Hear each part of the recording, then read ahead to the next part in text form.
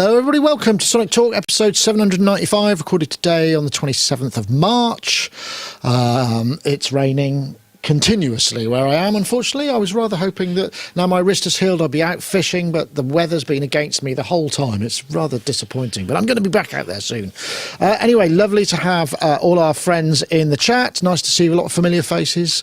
We've got Technomatic. Oh, nice one, Technomatic. Azia Head, Azira Leith, Redwalk, Switch, Chris S. Of course, Wagyu, who's there as ever, moderating and taking care of some of the back-end stuff that keeps the whole show rolling. Thank you very much, as ever, Wagyu, very much appreciated.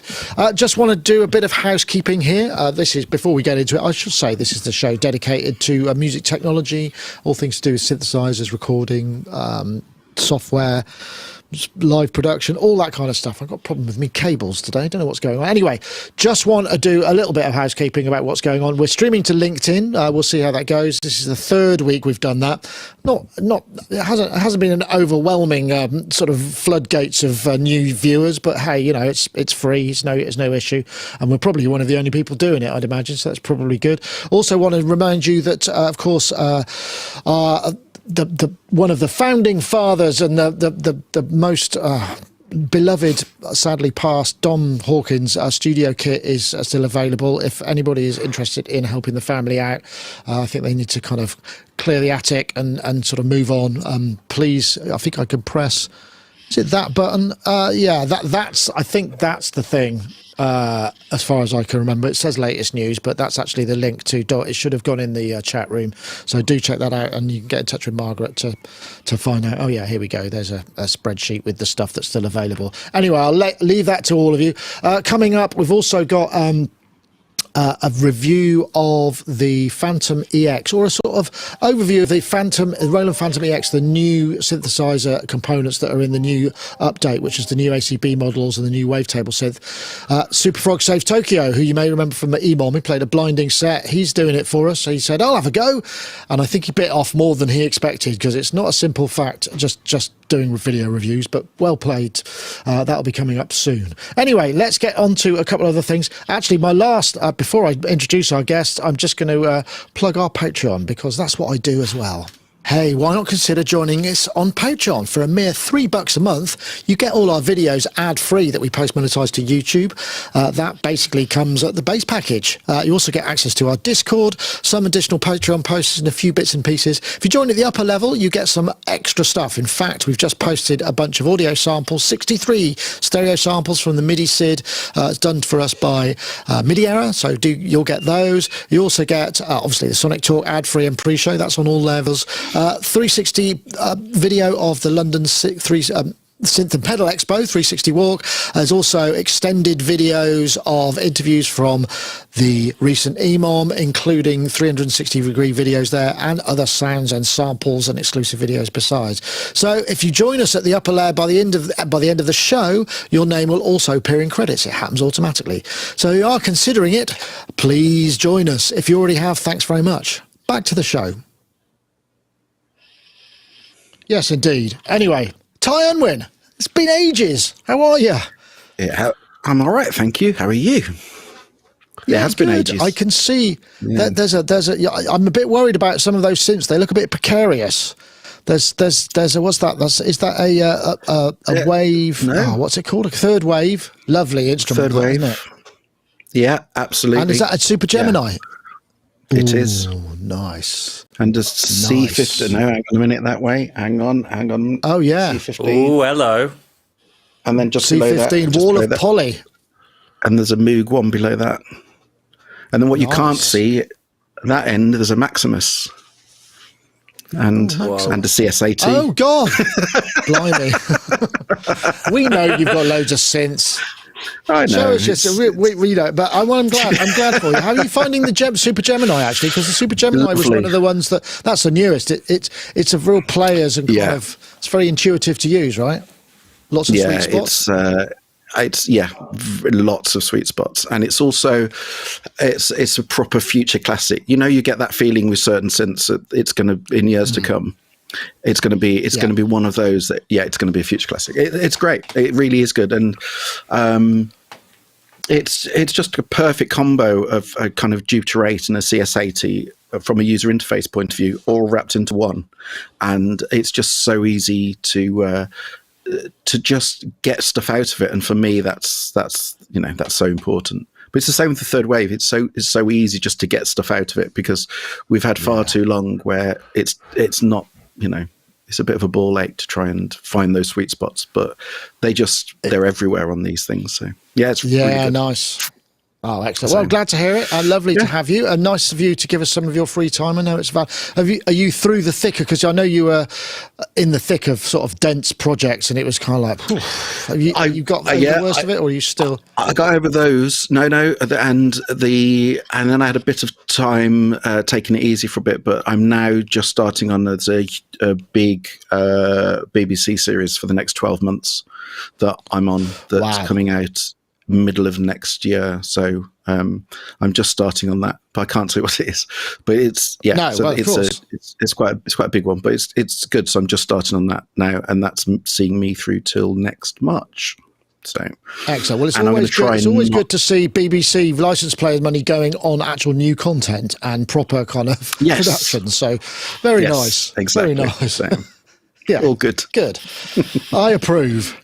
And we've also got Richard Nichols back. Richard Nichols back from Pittsburgh Modular there with his. What are we seeing there? Is that an Electron Rhythm? And of course the Tiger Desktop, which you released some time back. How's that all going? Are you overwhelmed with the joy it's bringing your customers?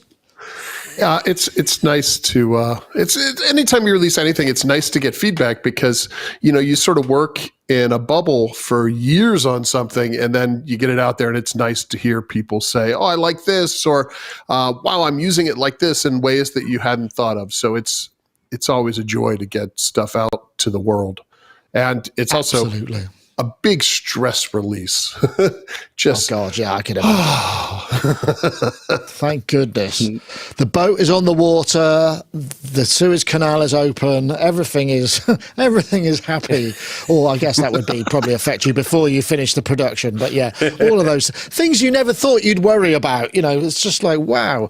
Anyway, lovely to have you, Richard. Pleasure as ever. And of course, popping over back across the Atlantic, we've got Paulie, Magical Synth Adventure. I did have that button. I can't find the. I spent ages making a specific sample to play Magical Synth Adventure, and I've lost it in the and I can't find it anymore. I have to do it again. How are you? You doing good? I'm not bad, thanks. So we're on 795, didn't you say? Episode 795? Yes, we are. The Yamaha PSS 795. Was really? the first MIDI keyboard I ever had. Wow. It's like a little sort of, toy keyboard with MIDI, but it had a tiny vector joystick on it. How about that? So you could actually morph between 4 PCM samples. You couldn't MIDI control that or anything, I don't think, but, I was, 12 years old or something, so I didn't really care. I was just there making, cool sounds. I'm trying to find a link that I can post. Showing its age, I think one of the preset styles on it was New Jack Swing, which really dates that instrument. Wow. There it is. Oh, hold on, we're on Reverb, so it's a load of this is what it looks like. Let's see what they're going for. £215.97. That seems. Yeah, I think look at that. The 90 is slightly more colourful than the 795, but they're the same instrument, I missed essentially. That. Damn! Didn't read me. That's fine. Read me. Search but yeah, I'm good. And I got sent something cool for free this week, which was cool. One of my best friends is moving out of the area, which is sad. But she was looking in her loft and found this really old 1960s Philips dynamic microphone, and I thought this looks really cool. It's like that's for dictation, isn't it? Bakelite or something. Yeah. Yeah. So I'm gonna plug it in and see what it sounds like. What's the connection? Is it one of those really bizarre, kind of not quite a DIN plug, not quite a jack plug? Yeah. Yes, it's a 3-pin DIN. Oh, wow. Maybe it's MIDI. So good look. Maybe it is, but it does have a female 3-pin DIN to a mini jack included. Oh, look at that. So I'll be That all is right. future-proof. But yeah, wild. Yeah, it is. Oh, nice. Well, we can tell you what it's going to sound like. We can tell you what it's going to sound like. Crap, but Yeah, that's part it of will sound dreadful. that's part of the appeal. So, Yeah, exactly. Excellent. It'll I'm have all not going to sorts do of it in a weird shootout resonances. against my Neumann or something. Yeah, well, you know, you won't. You could do the shocked face poster frame, and you won't believe what I discovered about this. I found this microphone in the loft of a friend's house from last Goodness. century. You won't believe how it sounded. I'm enthusiastic, but not that enthusiastic. I need to dial that up if I ever want to make anything of myself on YouTube, really, don't I? Like that. No, I've resisted the shocked face poster frame. I was told, you must do it, and I did a couple, and it's like, this just is so wrong on every level. It doesn't convey any of the spirit of my videos. What would be the point? You know, I may as well put a picture of somebody else. You've also then got to turning around and going, and you won't believe point 3. you won't believe the third thing about it. Scroll down for more. Yeah, that's true. Scroll down for actually, more. good shout. Click left. That's definitely it. So, Paulie, I know you've been working on your arcade history of arcade. Yes. You said to me in a private communication, I hope I'm not, that you'd written like 50 cues. It's an enormous amount of stuff to put under this. They all have a place, or have they been sort of picked and chosen for just scenes? No, it's like a pool of stuff. They pretty much all have a place. The interesting thing was, I wasn't able to have a finished thing to score, but the director and me had such a good shared cultural knowledge. Like, I'm 41, he's 47, so we have a lot of the same references in music. You know, right. We're not kind of like talking at two ends of a century. And so he was going, I really like this. Can you do something like, you know, Hall & Oates for this scene? Can you do something like the Cocteau Twins for this scene? Oh, nice. And then I just went away and kind of just, you know, made a load of stuff up. He really liked it. And autism for the win, as they say, Nick, because I was just able to nail it, basically. Excellent. Well, you know, it comes in handy. Nice one. Well, thanks very much. Let's get on to some topics. We do have some this week. And actually, the first one is... before I do that, I must let you know about this other thing. Let me see, where is it? I just need to rewind. There's here we go. Just got to throw this one up. Don't forget, we've got a competition this week. This is Sonic Couture. There's over 1,000 quid's worth of prizes, so do check that out. Bitly, the link will be in the show notes. Do enter. Free to enter. I think you have to answer a question, and then you'll be entered for the prize draw. So yeah, go for that.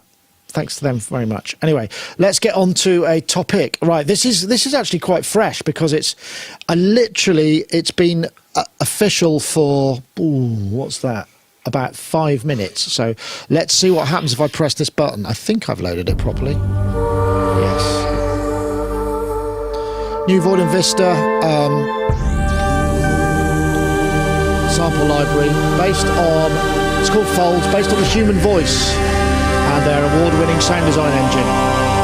NI Contact and NKS compatible. About a bespoke collection of specially curated vocal articulation. It's really unusual. And seems to be going all the rage. And I know the last time we featured one of these, Ty was raving about it. And I did a video with them. I think it was the last show in London. I forget the one in London. It's the Tile Yard show in London. And I had a chat with... I forget the name of the chap now. But it did sound really marvellous. It's 99 quid intro price.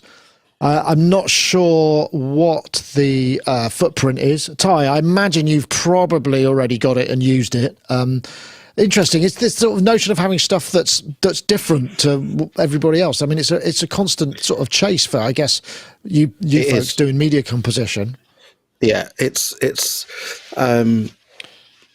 they came up about a month ago, and they did a video of just basically loading it onto. They didn't even tell me what it was. You know, what the kind of library was, and they came up and basically loaded on the machine, and then just filmed me sitting down and messing around with it. And I know it's very easy to say these days, oh, it's amazing, it's fantastic, because you can say it about so many libraries, but it is different, and I think that's what I love about it, because it's not like your normal vocal library. It can be. I mean, there are some patches in there that are very traditional kind of choir vocal patches, pads, and there's loads of that, and some of that's very beautiful, but that's not what it's really going for. It's basic. I think it's about 6 gig, which in this day and age is, not a big library, which in a way is good, because it's not just filling loads of drives with, various different mic combinations that you're never going to use. All the material in there is there because it's really worthwhile and is really useful. But it's basically just really different. It's really different. It's essentially using the human voice in ways that up until now, you've had to get vocalists. This is what's special for me. You've had to hire in vocalists to come and do the special stuff, the stuff that you don't get. It's not bread and butter stuff. And so you have to get people in to do it. And with this, it's literally now just in the box. It's just, and the thing is about all of their stuff, the same with Strands, is that the sound design, the programming is just really well done. It's really just cleverly done. And like you say, doing what I do, it's always trying to be one step ahead and just sound a bit different. And this library is just unbelievably different to any other vocal library that's out there. I mean, the nearest thing is kind of Exhale, and some of the vocalized stuff by Heriosity. But I tell you, the easiest way of describing it is when you get a normal vocal library, you'll get those 1 or 2, I'm going to say, experimental patches at the end. And imagine that it's those 2 patches, except they've made an entire instrument out of those experimental patches. And it's just gorgeous. You just sit and play. The biggest test for me is you just sit and you play it. And next thing you realize, it's like 4 hours later and you're still just messing and playing with it. It's beautiful. Amazing. Oh, nice. And for the money, again, yeah, very good. So... Yeah, excellent. Highly Well, recommended. can't do and I think it's on offer at the moment, 99 quid from 100. So it's still, fairly reasonable. It's interesting. I mean, Richard, I know we've spoken to you about software stuff before. I mean, you're kind of just as much of a consumer of that stuff as anybody else. I mean, do you go for the sort of sample library stuff that has the sort of unique flavor? Is that something that you tend to? That's really what I look for. And in this library, watching the video last night really grabbed me at how much emotion that those samples were able to convey in a way that I found really, really interesting. I tend to listen to and write sort of darker stuff, and this really felt like it would slip right in there and allow me to do some really interesting things. So this is the first vocal sample library I've actually been like, 99, that's not bad for this, and I probably would use it because it has such a unique sound, and it just drips with emotion, which I thought was really, really cool. That's interesting, isn't it, for samples to have that? I know, Paulie, are you a sample library person? I mean, I always find I kind of go, how many gigs? God, the built-in drives on these M1 computers is so stingy. I don't know if I can afford to put any sample libraries on it, and then it has to be on external drive, and so I tend to shy away from it. Yeah, I know. I've got an SSD hanging off my Mac at all times, essentially. That makes but sense. On a really long lead, so it can just be on the floor or somewhere miles away. So I'm not really worrying about it, But of course that means like a child could step on it. So, it's not an ideal solution. I like the built-in effects with this one because, with anything, there's going to be some stellar presets. And ever since Digital Native Dance on the Roland D50, once it's used once by a composer... It's kind of old hat, isn't it? And it's like, oh, someone's using Digital Native Dance again. But these effects, like the lo-fi effects, character effects slot, and user convolutions, I'm all for. The very first episode of Sonic Talk we ever did, Nick, I can't remember how long ago it was. 718, I think. It was a good sort of 80 episodes ago. So I was talking about making weird convolutions of things like trains in tunnels, or by FMing an existing convolution and putting it back in, seeing what that did.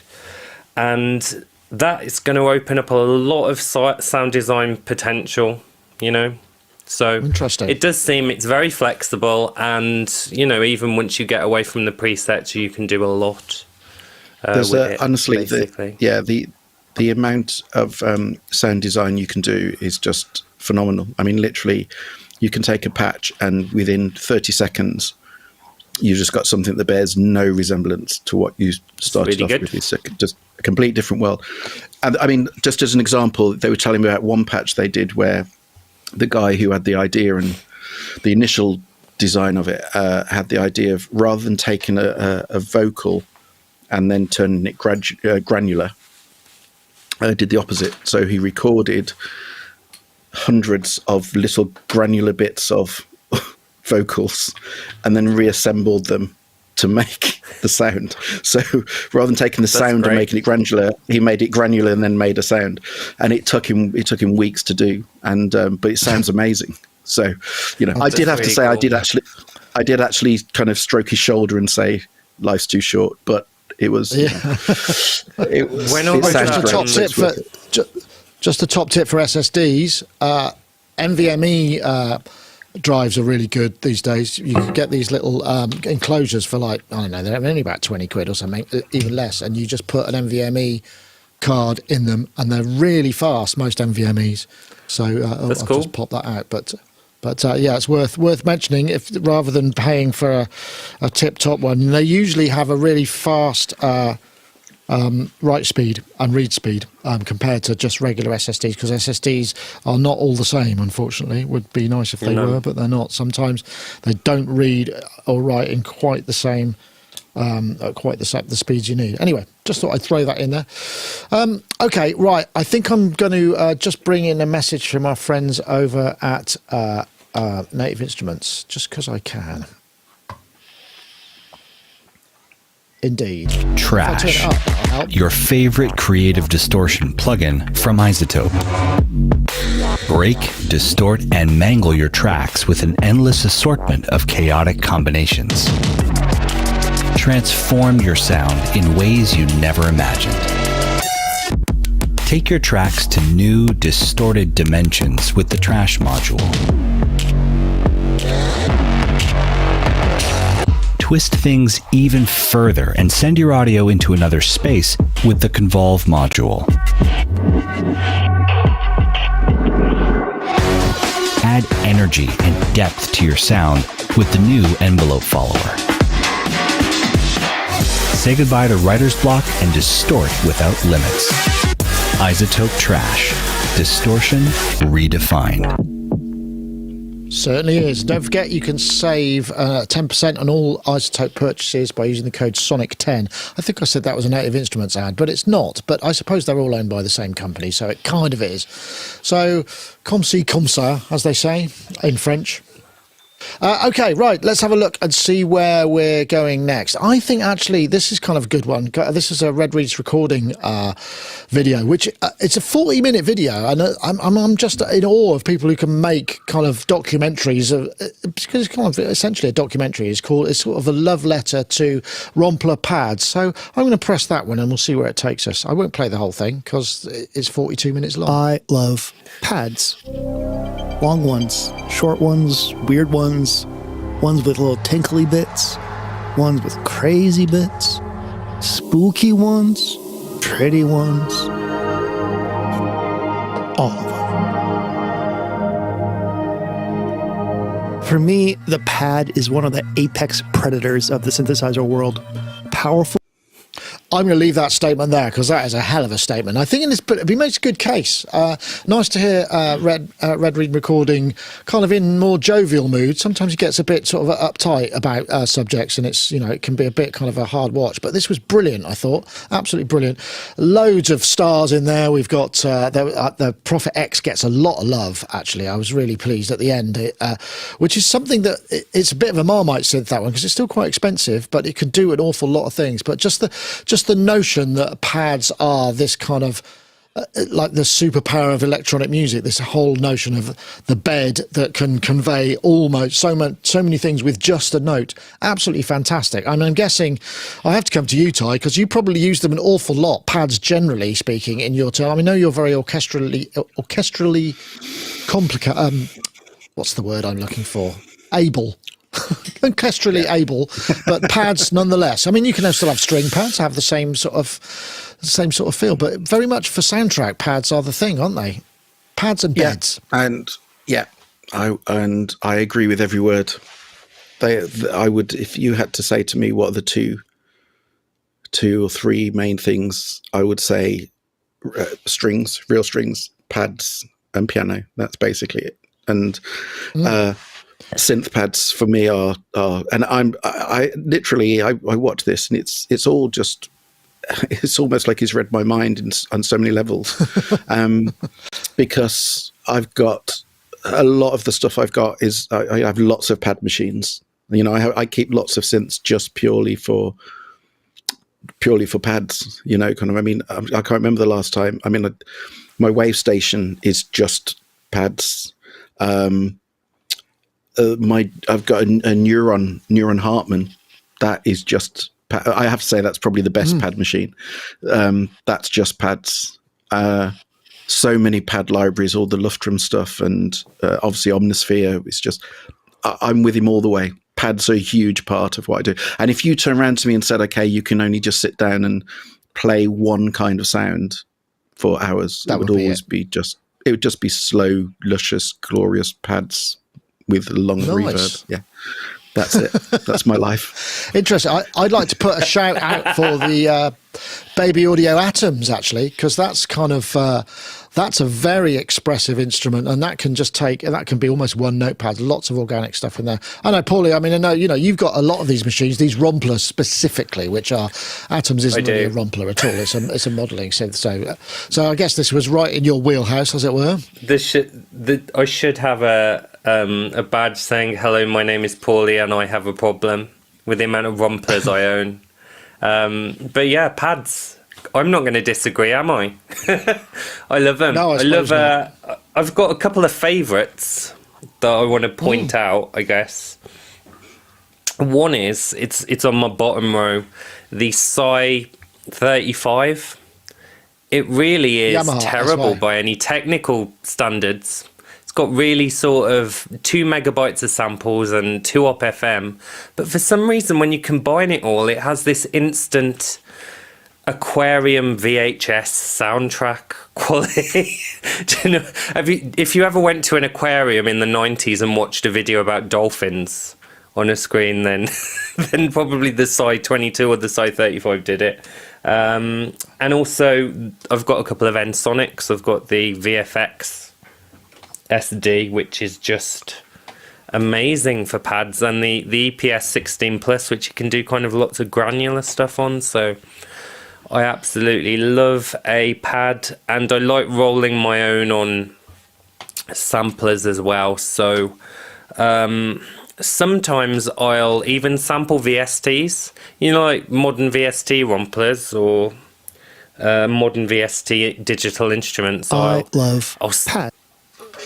Yeah, I'll sample them into either the Korg DSS-1, which is the king of all pads in my in my mind. That DSS-1 is just absolutely incredible with its analog filters, or that analog that Akai S700 VX90 combo I've got up there. Oh, right. Is really good. Because that had a connector, didn't it, to you? Yeah, it's got a 13-pin cable like the Roland guitar pickup, so you can run your kind of I think it's 12-bit, is it, samples through analog filters and, get some lovely results, bit of reverb, job done. So I love Rompler pads, pads in general. Nice. Shout out in the chat from Mental Frisbee, Steinberg Pad Shop, old and new version. I've not tried that, but I know that a lot of their instrument stuff really goes under the radar. I don't know what it is about whether they don't sort of market it kind of strongly enough, or I guess there might be a lot of secret weapons in there that people are going, no, don't tell anybody about that. What's your secret weapon or secret desire when it comes to pads? Is there a machine you reach for, or a software equivalent? For a long time, I had the Ensoniq ESQ1, and that was sort of my go-to when I wanted to make sort of crunchy, old-school pads. Nowadays, I sort of cheat because I tend to use monosynths all the time. And so what I'll do is I'll just use any poly synth in Ableton and play something out, record the MIDI, and then just go back and track one note at a time and build my own polysynths with the monos. And that gives me that depth of sound that I'm looking for that you get with those polysynths and the Romplers. I have the luxury of doing this as a hobbyist and not as a professional musician. So if it takes me 4 hours to track one pad line using a monosynth, I enjoy the process. So maybe not the best way to go about it for everybody, but for me, it's really enjoyable. You tweak it a little bit between each pass, so as you add layers and layers, it just gets bigger and bigger, and it gives me that same sort of warm feeling inside. I like it. Absolutely. I just got to say also, obviously we got. Let me see if I can get that to Kenflux Pierce. Use the Hydrosynth. I have to say the Hydrosynth is an awesome pad machine. I was just looking back at some videos I shot of that. I did something with Glenn Darcy where we explored the FM capabilities of the modifiers, or what they called. Can't remember what they're called now. There's the mutators. That's right. Mutators. That's it. I'd forgotten just how much you can throw at that, because there's so many oscillators and so many envelopes and so many LFOs, so many mutators. You just kind of literally go, oh, what about if I do this? And what about if I do? And then just that's a pad synthesis dream. That machine actually still. I mean, it's amazing that they've still not released anything other than stuff based around that pure engine. Gosh, it must be 5 years, and it's still going strong. The form factors still work. I mean, you can pick up the Hydrosynth engine for a reasonable amount of money now, just if you get the little one, which has still got poly aftertouch as well. Yeah, that's a good shout. Hydrosynth. I don't know if that features. I guess it's not. Is it a Rompler? It's not, is it? Because it's. I think the wavetables. Would that count as a Rompler or not? Yes. Technically, yes. Official. Technically, yes. If okay. I'll go if for the that. wavetables are stored in ROM, then it technically is a ROM. There's interpolation and crossfading going on, but the thing is, though, I dislike that Rompler became a dirty word in synthesis. Or do I like it actually? Because it allows me to blow people's minds and expectations away when I, show them some patches and on like a J. I did a video on the JV and XV series, and got loads of ring mod going and cool stuff, and people are like, "Oh my goodness!" So I guess I kind of like it. It allows me to dig in and find some gold in these abandoned instruments that everyone used, years ago, and kind of don't use that much anymore. But I kind of dislike it, and I think it's just a tool like any other, isn't it, really? A Rompler. Kenflux Pierce says technically no, I'm afraid. There's a contradiction there, so I'll let you back. Oh, you wow. can duke it out in the chat room. We'll duke take it out onto later. the Discord later. Take it outside, fellas. Roll up my sleeve. I'll tell you another one. Just thinking of all the machines that I kind of over the years used that are amazing for pads. The two Emus, the Morpheus and the Audity 2000. Do you remember those? Yes, I've got one. I've got an Ultra Proteus, which has got the Morpheus filters in it. Wow, they're not just quite, absolutely wild. They're slightly different on the others that do the actual more, because I've got 2500 as well. It's like sure. especially those filters and what you can do, the movement you can do with it, is just. Yeah, that's one that's just kind of slipped under the net, and people forget it even exists. But yeah, that's probably so something you can now. build. Well, there were so many different flavors of Emu Rompler, weren't there? There was the Proteus, the Proteus 2000, the Proteus World. I mean, it was just sort of, you could have filled best part of a big 19U rack with just variants of Proteus Rompler, I think, and people did. I do remember the original Proteus. There was the Proteus 2000, which was that grey thing that just had a tiny. It was worse Proteus than the D110. Proteus 1 was it? God, that was a nightmare. Yeah, but it was considered to be a pretty groundbreaking for the time. I guess it had a lot of ROM in it. I guess, I don't know. It did. It was all from the Emulator 3 series, I think. So they were good quality samples, and I've got I showed it a few weeks back. 4 meg. 4 meg. 4 meg. Yeah. I've got an expansion card, internal sound card based on the Proteus, which is really cool, which I've got to do a video on at some point, because it would have been mind blowing in like the late 80s to just have all those sounds just in your computer with no external gear. Pretty cool. Can those things be run on the kind of the DSP, the 5600, the 56K emulators that we've been talking about recently? Could you, if you got the image, could you do that, or is it the hard part would be getting hold of the actual PCM, I suppose, wouldn't it, in that instance? Because a lot of these early EMU-NN Sonic units actually used custom chips.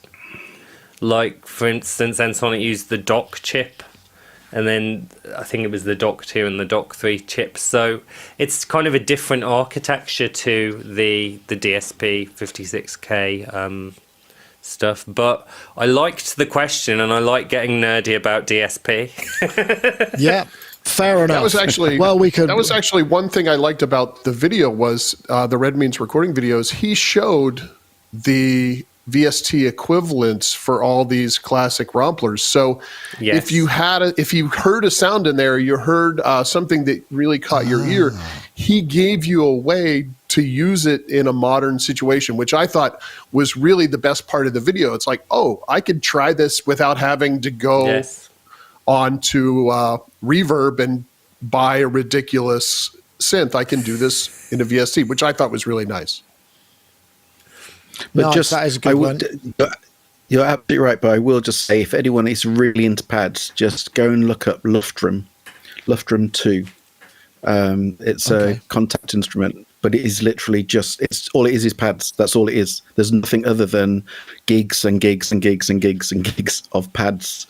And it's just an instant. You struggle to make it sound bad. Every patch, it's just like patch after patch after patch of just gorgeous pads. So nice, beautiful. Yeah. But yeah, it's kind of slipped under the net again. People don't really know it that well. Yeah, Lufttrim. Well, there's so much there. That's part of the problem, isn't it? It's kind of, there's so much out there now that it's kind of quite hard to be noticed, I suppose, in many ways. Which is why you need advertising on a podcast such as ours, he said rather crassly, but I'm going to go there now. This is a message from our friends over at Native Instruments. Introducing Guitar Rig Pro. That's right. Pro 7, in fact, your new inspiration suite filled with amps, effects and pedals, not just geared for guitars, although it does sound pretty good on guitars. You could spark your creativity and shape your sound with Guitar Rig 7. Also available in Music Production Suite 6. And don't forget, you can save 10% with the code SONIC10 at checkout at nativeinstruments.com. And while you're at it, do check out the Crosstalk piano on offer today at $109, minus 10% as well. Thanks to Jamal or TV in the comments for that one. It just came up, and it sounded really good. Don't forget that Crosstalk piano as well. Also available with the code SONIC10 at checkout. Right. Let's think. Where else do we go? Okay. Oh yeah, I'm going to go here because I think this will probably chime. I'm starting to pun. I'm punning away. I don't know how I'm managing to do it. This sort of chime or vibe. It's going to vibe. This is vibing, I guess, isn't it? Or is it marimbering? I can't remember what was in the video. Yeah, this is a really interesting hypnotic piece. 15 pieces, 15 notes, all recorded at 0.2 BPM variants to a metronome separately and then just lined up and played. And this is by a chap called Jeremy Carrier, who's primarily a vibes player or tuned percussion by the looks of it. And he's been exploring the concept of rhythmical phase. And it's honestly, once you start kind of tuning into it, it's almost impossible not to just lose yourself in it. I can't imagine how dull it might have been to make, but the results themselves are impressive. But imagine trying to play this live. It would be so hard. But he does loads of really interesting rhythmical pieces as well. You should check out his stuff. In fact, if I put, I'll plug this up. This is an album he's just posted, and I think I can just, oh, maybe I can't. It hasn't shown up. Never mind. I love this. I thought it was really good. This is another one of Midiera's great finds, and it's just a lot of his stuff's really good. But this, it develops really. I mean, the cyclical phase-based stuff. It's almost like systems music, but it's wrong. Systems is usually all on the same tempo. Usually, just beat divisions are different. But I'm going to come to you first, Ty, because I know you studied this kind of thing.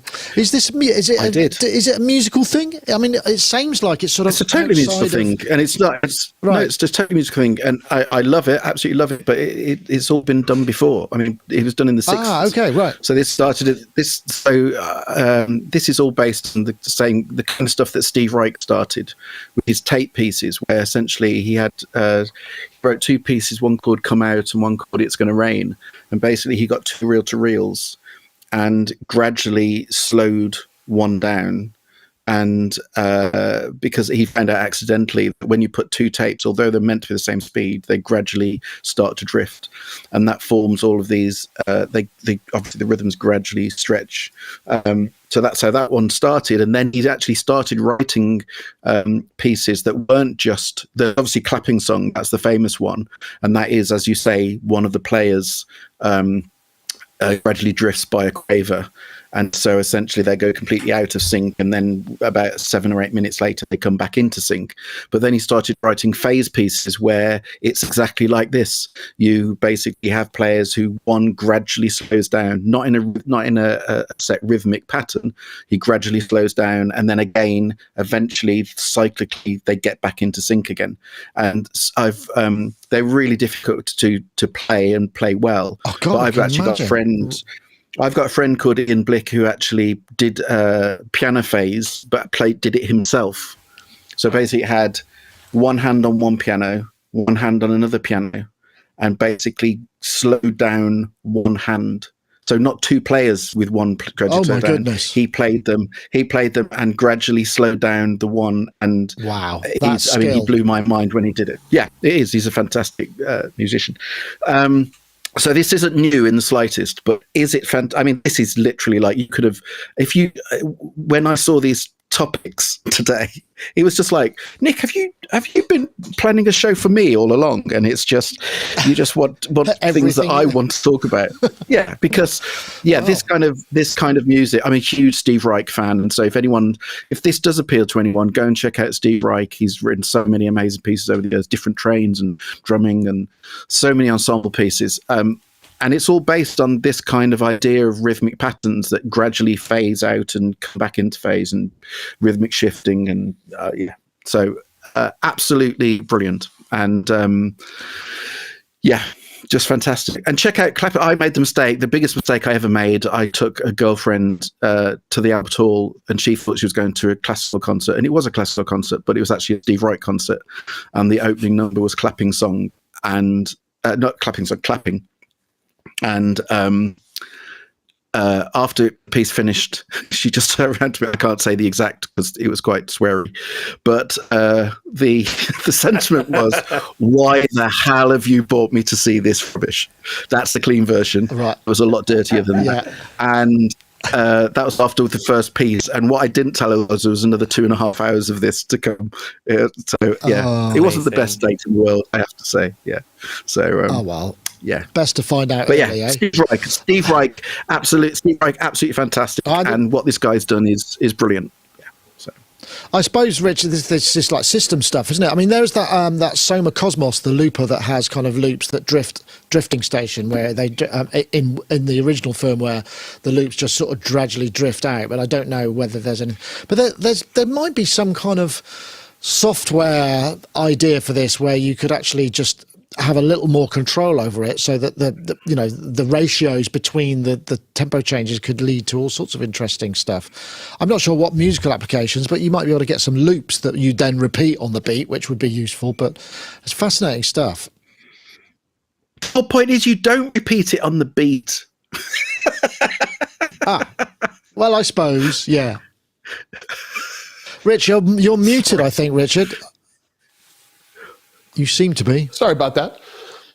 That's okay. Yeah, I found this. I found it sort of hypnotizing to watch, and just like you said, as I was watching it, I was thinking, how could you relate this to some sort of controller, some sort of sequencer, in a way that because sequencers, you sort of have a limited palette of what's expected they could do. You have things like human feel, where you can have them drifting in and out, and you can have notes play or not play, and you can change whether they maybe ratchet or things like that. But this was an interesting way to start thinking about timing, and maybe a little bit differently than I have in the past. And it definitely got me thinking of how could you incorporate this type of idea into a hardware sequencer or a software sequencer that maybe can spur some musical ideas. I found it fascinating. I ended up watching this with headphones on twice as I was sort of thinking through my ideas. I thoroughly enjoyed it. I guess you could do it with LFOs, couldn't you? So if you have free running LFOs, so you had a lot of LFOs that all start on a note trig, and then you just say, well, LFO 1 is that tempo and LFO 6 is this one, and then they just sort of spread between them and then just gradually go out.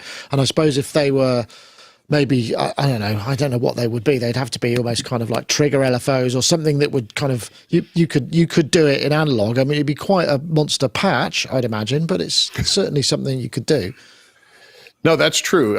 Two LFOs that are slightly off from each other would create something very similar to that. And then applying that to maybe pitch in addition to the tempo, and maybe note length in addition to just the tempo.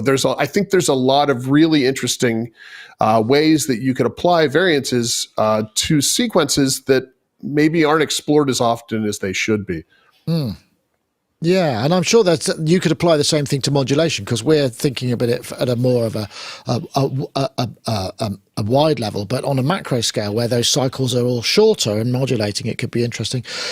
I don't know, Paulie, just because you can, does it mean you should? You definitely should. You definitely should just try and push the boundaries and explore as much as possible.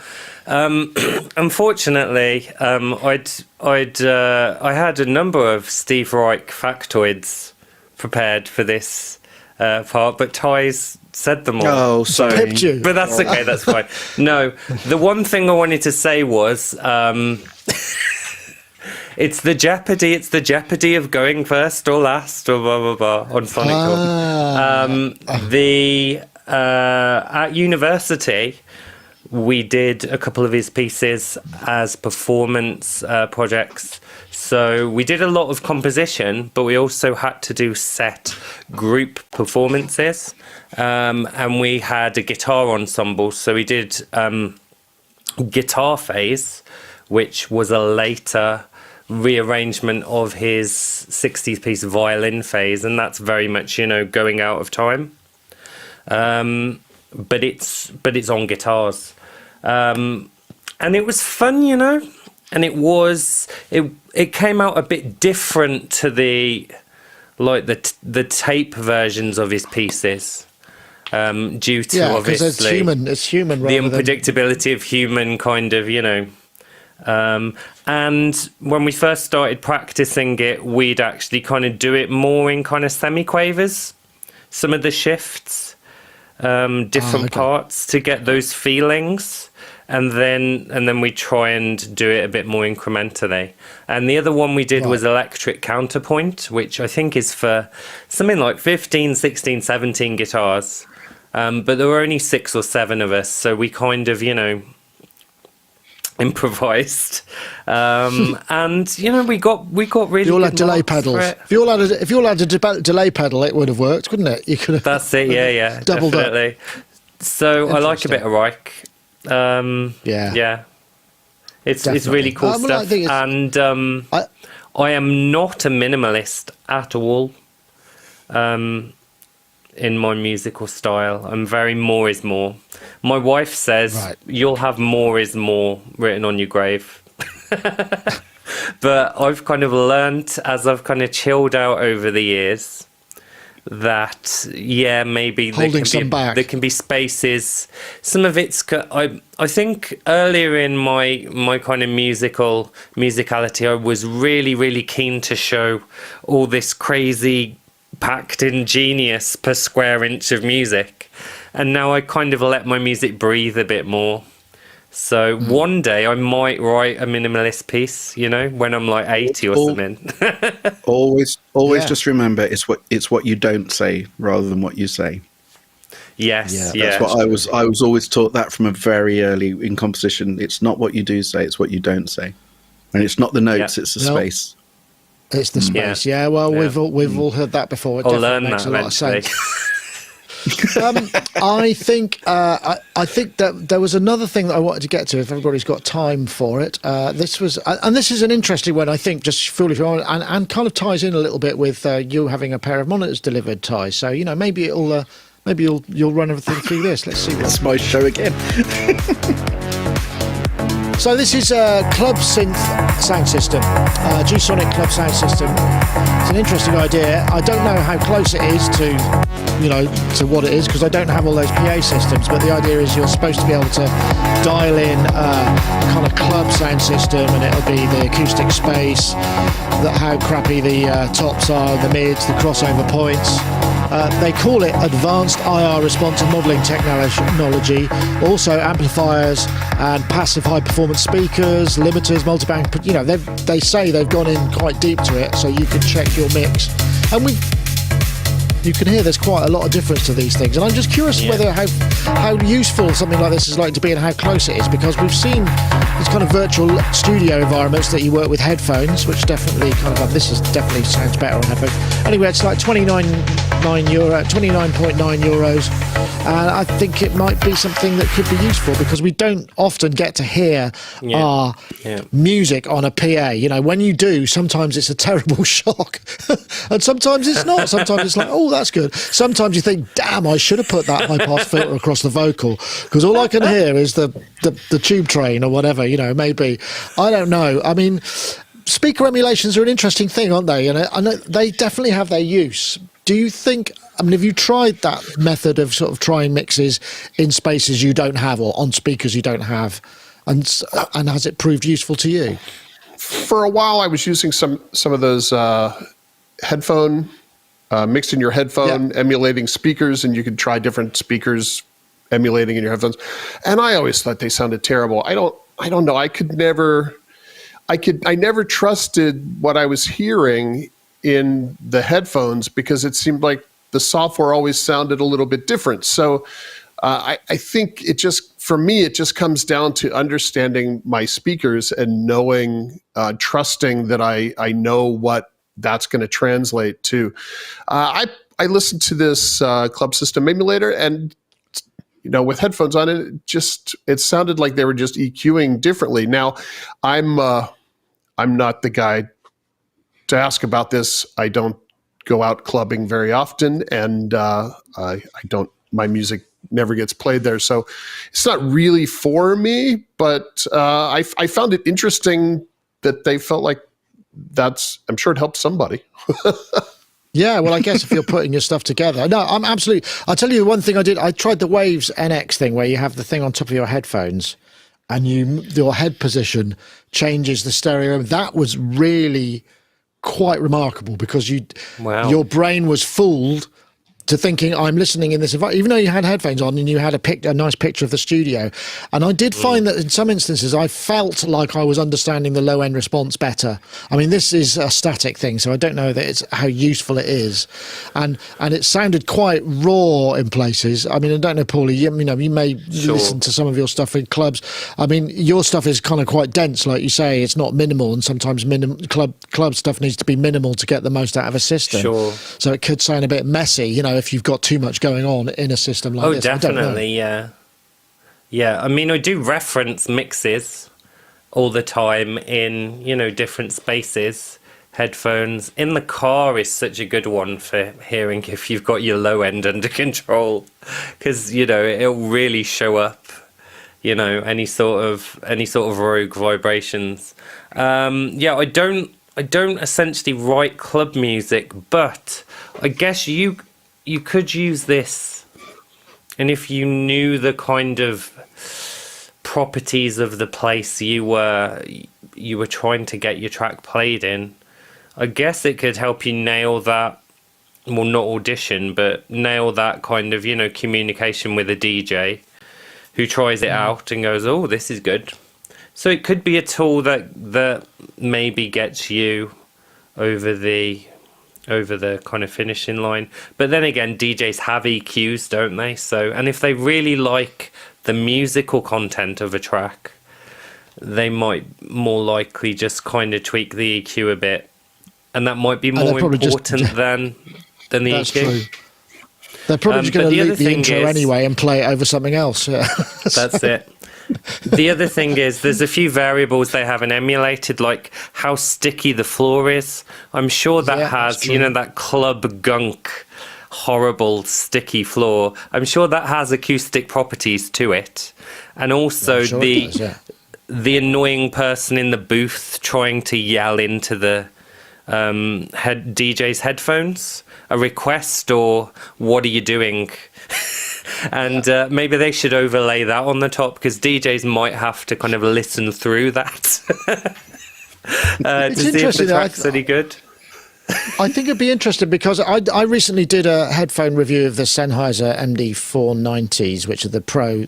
And one thing I was really struck by was the low end in them, actually, to me, because somebody, Technomatic said, misses the point of a club system, which is making your entire body vibrate. Those headphones sound like there's a sub in the room. You feel the bass in your chest, which is a really weird psychoacoustic property of a pair of headphones. So I wonder if listening, depending on what you're listening to this emulation on. I mean, I don't know, Ty. I mean, you famously spent quite a lot of time trying to find the right studio speakers, but I imagine your stuff you don't hear in the clubs. But I mean, the stuff you did with Midge, you would have heard those on really big systems. Did that translate well, or were you thinking, "Oh, I'm not sure," or?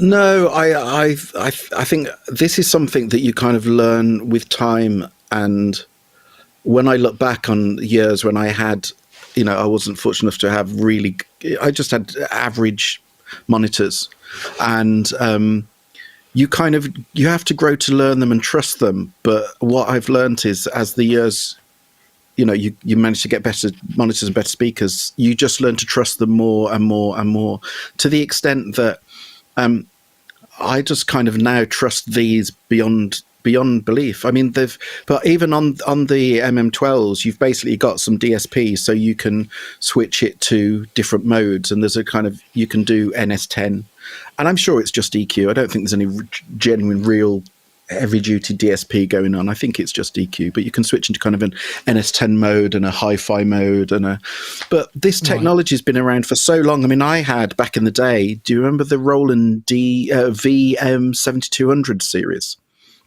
Do you remember this VM, the modular? You had the faders and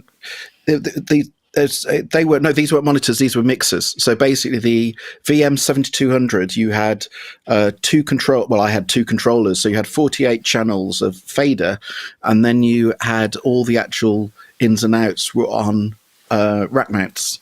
And they had speaker emulation. So we're talking now in the 90s. And so you had speaker emulation in them. And the only reason they were really good was because at that stage, my monitors weren't what I would call trustworthy. It meant, for bearing in mind what I was doing, I really wanted to know what it sounded like on a TV. That was my main thing. Yeah. So I used to forever be mixing, making it sound good, and then switching into, on the 7200, put it into TV mode as a reference. And that was glorified EQ. I don't think there's anything really fancy going on other than that. But it's another reference. And I remember exactly like, kind of everyone was saying, is the fact that you basically have to take it to other speaker systems, whether it be a car, whether it be just we used to call them boom boxes, just something like that, or over a Bluetooth speaker, or just to kind of see if anything jumps out. That's the thing. So this is, if you're going to have stuff playing at a club, my music is never going to be so not club orientated. But if you have something that is, this would be really useful, simply because it will make you hear if something is sticking out, if something is or too quiet. Yeah. I mean, the famous one we always used to do, and this one because everyone should do it in everything they do, every studio. Basically, once you got a mix that sounds about right, you go and you open the door and you stand outside and listen to the mix from the outside in. And because what that does is, again, it will make anything that's wrong jump out at you. And that's the whole point of what this is. So if you have stuff played at clubs, this is fantastic. Not for me. But yeah, but all I'd say is it is one of those things, because it took me years, because just like everybody else, if you're turning around and you have a limited budget and you want what is exciting? Is it exciting to buy a pair of speakers, or is it exciting to buy a new synth? And I would for years always buy the new synth. So the synth would be worth a couple of grand, and the things I was listening to it on would be like 200 quid. And it took me years to realize that if you do it properly and doing it seriously, it should be the speakers that are in the thousands and the synths that are lower down. Because, I'm fortunate now, my monitors, I just trust. And so I don't do any reference on anything else now. I don't have to, because if they sound good here, I know they sound kind of good everywhere else. But that takes a lot of, it takes a lot to get to that. But I know speakers are not sexy, but they're not sexy, but they're really worth spending the money on. They really are. So the thing that's interesting about the new breed of speakers, I think, just as an aside, is the new there's the IK iLoud Studios, which I thought sounded fantastic. We had a pair of these Graham Audio BBC monitors, which were it was like a religious experience listening to music on them. Honestly, we had this happen with various people we'd bring in, and they go, "We've got to listen to these. They're not here anymore," but because they were just so expensive, I was just so nervous about moving anything and scratching them that I just thought. They're 10 grand passive speakers, so but it's like having a PA in the room with the extended bass frequency of the imagery in the top. It was the most astonishing sound, and so you listen to music that you think intimately, and you just go, "What's this? I've never heard this before." It was so revealing, but beautiful to listen to, because I also don't like listening to kind of clinical studio monitors, because I don't find it enjoyable. I find it like unpleasant, and I know that's part of the experience, but I like to get a sort of emotional response from the music I'm listening to, and I can't get that on it's generally the more sort of German studio monitors, which are very sort of clean and precise, and they don't mess about. I prefer the sound of like the IKs and the sound of the things that have a bit more vibe to them, but still will reveal things that you just thought, goodness me, I've never heard that before. And I agree. But I think it's down to the speakers. These things are the BBC ones are absolutely bizarre. They're called Graham Audio. I think they're LS5s, and they've got a 12-inch sub, a mid-range speaker which has got like this slot. No, the sub has got a slot in it, so it's got a piece of wood with a kind of like a letterbox like this. And you think, what's that doing? And it's like, because for many, many years, there were loads of boffins at the BBC studios whose only job was to make speakers sound good in their studios. So you're talking about sort of 30 years of research that's gone by the wayside, and they've just taken the patent and sort of tweaked it a little bit and made it makeable.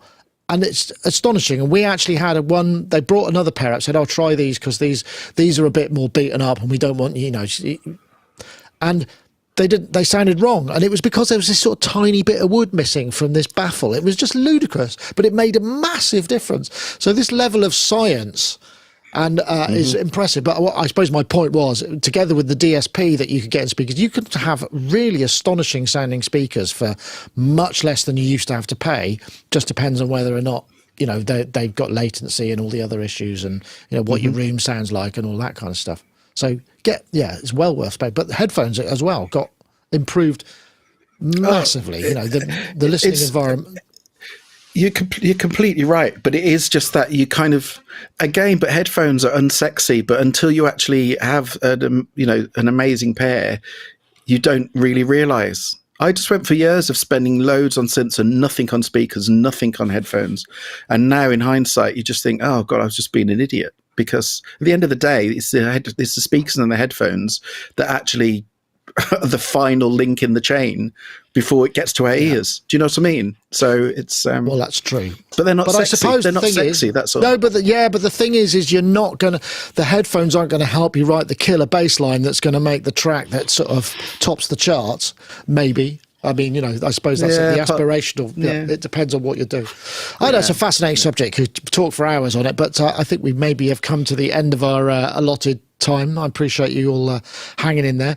I think we'll wrap things up now, if that's okay. We've got a couple of topics left over for next week, just in case there's no news, but I'm sure there will be. I want to say Richard, thank you so much for joining us. Are you back into kind of designing the world's greatest neck synthesizer now, and or did you get a bit of a break? I did take a week off. It was very relaxing, and now we're back in it. I'm actually we have a release coming out at Superbooth, so I'm deep in preparing documentation and videos and text and all that for that. So it's a treadmill that never stops. Yes. I suppose you could put it that way, but anyway, lovely to have you. And Ty, nice to have you as well. Are you back to straight into VT and composing, or have you got the rest of the day off? I'm going to go and plug these key threes in, and then I will. Nice. Then so I'm going to have some fun with those for a few hours, and then I'll be back to work. But no, will you be tempted to check your mixes on those other speakers now you've got such nice hi-fi speakers? Possibly. Possibly. Yeah, who knows? Yeah. But they do. I should actually just say it was you actually that pointed me in the direction of those, kind of initially. So thank you for that. I do appreciate it. So, that's all right. Yeah, they were again. They've got a very like you say. They're very emotionally rewarding speakers to listen to. Absolutely, I think would be the thing. Yeah. And Paulie, thanks for joining us too. I guess you're back to juggling childcare work and finishing a soundtrack and stuff. Yeah, I've got a bit of time off from the soundtrack, so I've got a couple of things.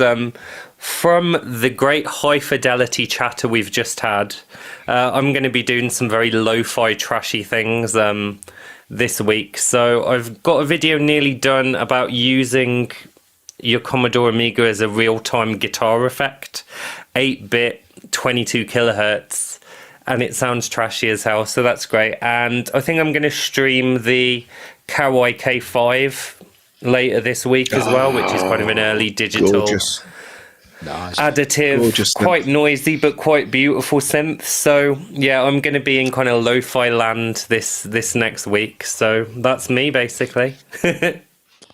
There's a title, Welcome to Lo-Fi Land. That sounds like there could be a theme park, possibly, or some kind of one of those charming little French family-run adventure parks where the health and safety is questionable, but it has its own charm, and you could call it Lo-Fi Land. That sounds good. Anyway, folks, thank you very much for joining us. It's been a pleasure as ever. We'll see all of you folks, and thanks to everybody in the chat room for their continued involvement. Lovely to see you. We'll see you all next time. Take it easy. Bye-bye now. Bye.